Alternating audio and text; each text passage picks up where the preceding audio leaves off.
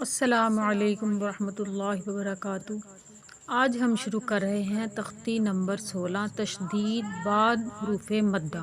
ٹھیک ہے، حروف مدہ کے بعد تشدید کی مشق اس تختی کے اندر ہم کریں گے۔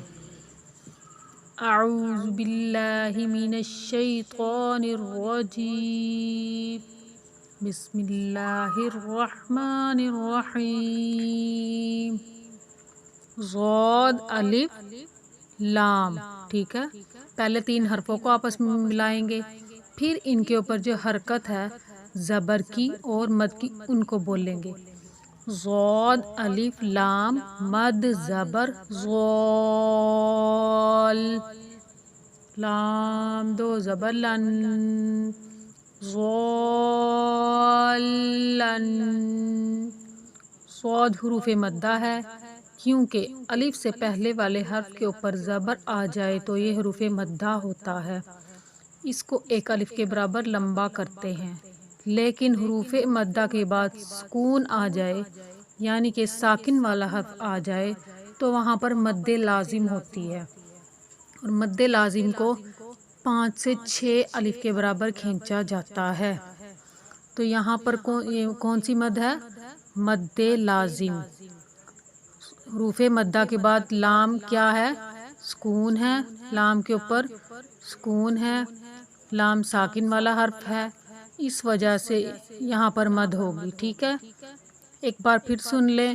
ضاد کے اوپر جو مد ہے اس کے آنے کا جو سبب ہے وہ یہ ہے کہ لام ساکن آ رہا ہے، اس کے بعد سکون آ جائے حروف مدہ کے بعد تو وہاں پر مد لازم ہوتی ہے، اور اس کو 6 الف کے برابر لمبا کیا جاتا ہے۔ لام کے اوپر حرکت تنوین ہے، یہاں پر ہم غنہ کریں گے 1 الف کے برابر رک کر۔ 1 الف کی مقدار کیا ہے؟ 2 حرکتیں، یا پھر 1 انگلی کو بند کرنے یا کھولنے میں جتنا ٹائم لگتا ہے۔ ضالن،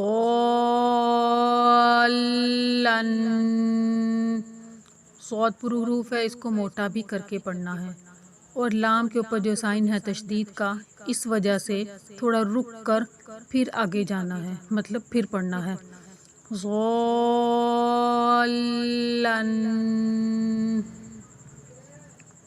دال الف با مد زبر داب، پھر نوٹ کر لیجئے۔ دال الف با پہلے حرفوں کو بولا، تینوں حرفوں کو، پھر ان کے اوپر جو حرکتیں ہیں ان کو بولیں گے۔ کیا ہے؟ دال کے اوپر زبر اور الف کے اوپر مد۔ دال الف با مد زبر داب، با زبر با داب با، تا 2 زیر 3 داب باتن۔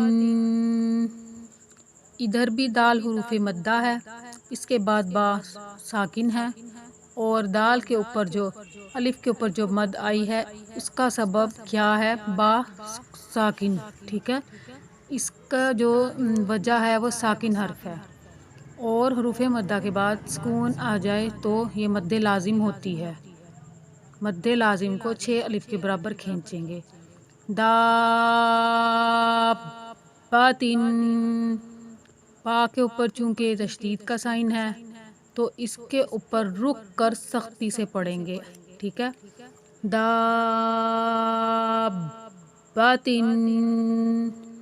گولتا وقف کی حالت میں ہائے ساکنہ سے بدل جاتی ہے، تو اس کے اوپر جب ہم سانس توڑیں گے، سٹاپ کریں گے، رکیں گے تو ہا پڑھیں گے۔ ٹھیک ہے، گول تاء کا یہ قاعدہ ہے کہ وقف کی صورت میں یہ ہا پڑھی جاتی ہے۔ دابہ، داباتن، دابہ۔ حا الف جیم مد زبر حاد، جیم زبر جا حاجہ۔ کاف زبر کا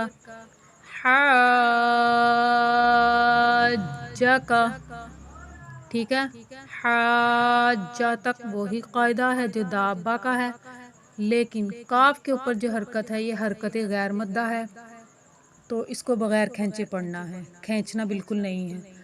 حاجہ کا، ح الف جیم مد زبر حاج، جیم واو پیش جو، حاجو،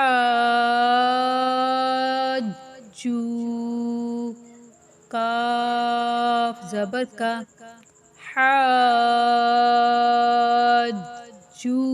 کا۔ اس لفظ کے اندر دو حروف مدہ اکٹھے ہو رہے ہیں۔ ہا حروف مدہ ہے، الف سے پہلے زبر آ جائے، اور جیم بھی حروف مدہ ہے، واو ساکن سے پہلے والے حرف کے اوپر پیش آ جائے تو یہ بھی مدہ ہے۔ تو ہا کو تو کھینچنا ہے مد کی وجہ سے 5 سے 6 الف کے برابر، لیکن جیم کو کھینچنا ہے 1 الف کے برابر۔ حاجو، کاف کے اوپر حرکت غیر مدہ ہے، اس کو بھی بغیر کھینچے ہی پڑھیں گے۔ حاجو کا، ایک بار رواں پڑھ لیتے ہیں۔ ضالن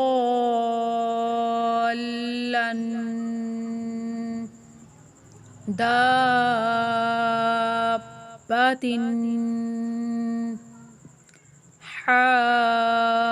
حاجک حاجوک۔ چینل کو سبسکرائب کریں، ویڈیو اچھی لگتی ہے تو لائک کریں، کمنٹ بھی ایک اچھا سا کر دیں تاکہ میرا حوصلہ بڑھے اور مزید اچھی اچھی ویڈیو بنانے کا اور دل کرے اور شوق پیدا ہو۔ امید ہے آپ کو میری ویڈیو سے کچھ نہ کچھ ضرور فائدہ ہوگا انشاءاللہ۔ السلام علیکم ورحمۃ اللہ وبرکاتہ۔